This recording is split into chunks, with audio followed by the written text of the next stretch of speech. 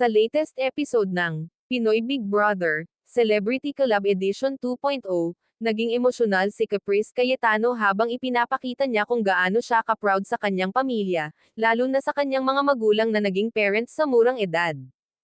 Habang nagkukwentuhan ang housemates tungkol sa kani-kanilang pamilya, ibinunyag ni Caprice na 15 taong gulang ang kanyang ina at 17 naman ang kanyang ama noong ipinanganak siya.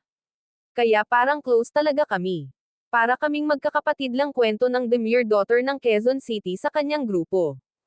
Ani Caprice, hindi raw niya maisip kung siya ang mapupunta sa ganoong kalagayan sa murang edad.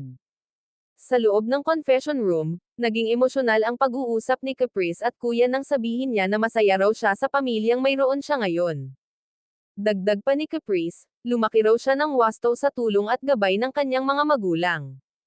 Pinalaki po nila ako ng maayos kahit bata pa po sila naging parents. Nakita ko rin po na naging good example pa rin po sila sa akin. Talaga ni make sure po nila na hindi mangyari sa akin kung ano ang nangyari sa kanila before. Sa kabila ng mga pagsubok, ipinagmalaki niyang hindi naghiwalay ang kanyang mga magulang at nanatiling buo ang pamilya nila. Happy na po ako sa kung anong meron po ako, sa family po na meron po kami, sabi pa niya habang pinipigilan ang luha. Pinuri rin siya ni kuya at sinabing isa siyang blessed daughter, dahil lumaki siya sa isang pamilyang puno ng pagmamahal, at walang duda, proud na proud din sa kanya ang kanyang mga magulang.